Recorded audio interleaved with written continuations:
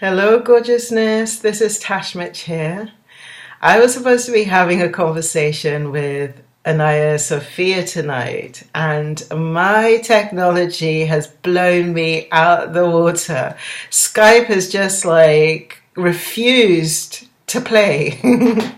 So it's made me actually really realize that divine timing is actually a really big thing, because when the timing's not right, basically you can push and you can shove as much as you want to, it doesn't come together. So I'm looking forward to actually meeting Anaya on Thursday instead.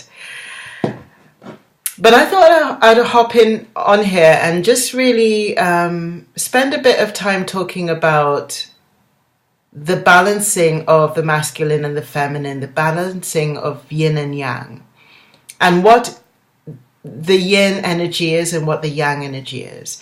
Because we've got two different energy forms that run through our body, that run through our being. One form is a masculine and one form is a feminine. The masculine or the yang energy is very much about forging forward, about taking action, about making headways in the world, about bending the world to suit what it is that you want. That's basically the masculine. It's about, just going out into the world and really reaching for what it is that you want. The yin energy is about softness. It's about surrender. It's about warmth. It's about tenderness. It's about embrace. It's about welcoming in. And in all of us human beings, we have the dance of the yin and the yang. We have the times in our lives when it's time to move forward, it's time to forge forward. And then we have the times in our lives where we need the softness, we need the quietness, we need the stillness to come back to center, to come back to home.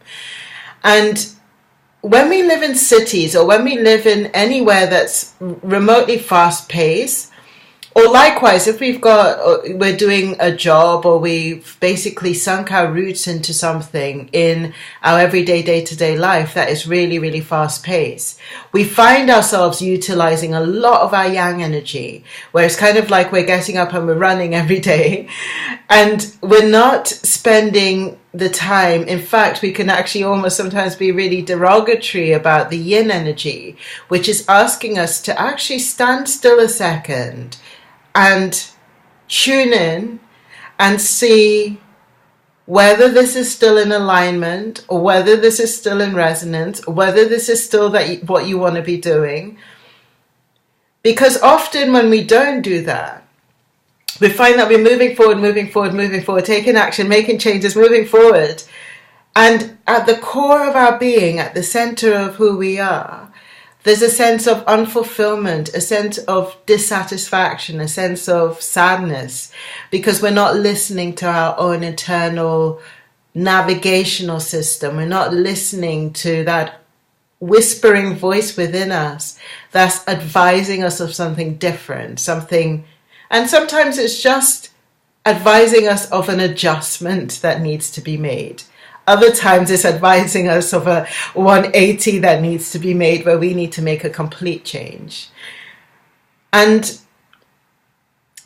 really it's about starting to tune into these two sides. And one of the ways to really tune into the yin and the yang energy, if you think of yang energy is basically the left side of the brain, which is the more analytical side of the brain. It's the side of the brain that basically is logic based. It's mathematical. It's basically maths and science is very much on the left side of the brain. It's that side of the brain that actually asks us to be very linear in our way of thinking. So A leads to B, to C, to D, that kind of way.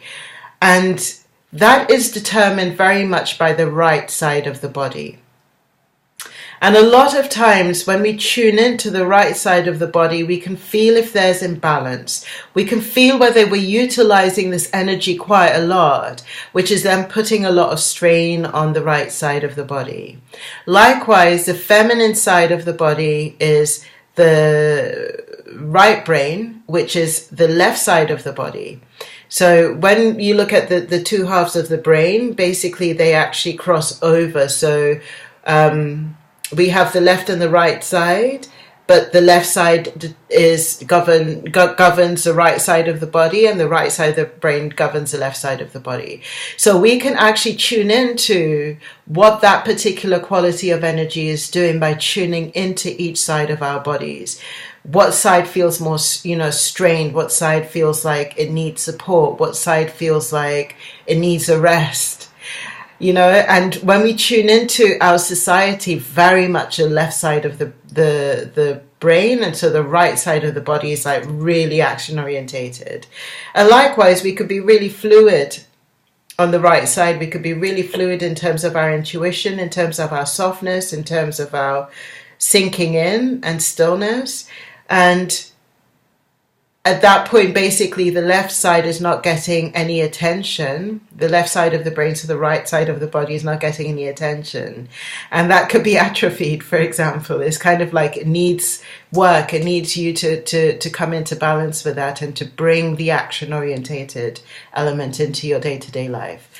So I hope this serves you, because it's something that you can actually play with, and you can start to play with your everyday life to see where your balance is and if you are in balance with your masculine and your feminine, your yin and your yang. And I shall see you again soon. I just want to also inform you about a course that I've got coming up called Goddess Woman, which is going to be starting on the 1st of January. And it's going to be taking you into all aspects of empowering the yin energy, all aspects of basically lifting that yin energy up so it's in real support of the yang. And you don't feel like it's a derogatory thing to enter your softness or to enter your stillness or to enter your surrender. And then likewise, you are familiar with how your yin, your surrender element, is dancing with your yang. So check it out. I'll leave the link below, and I shall see you again soon.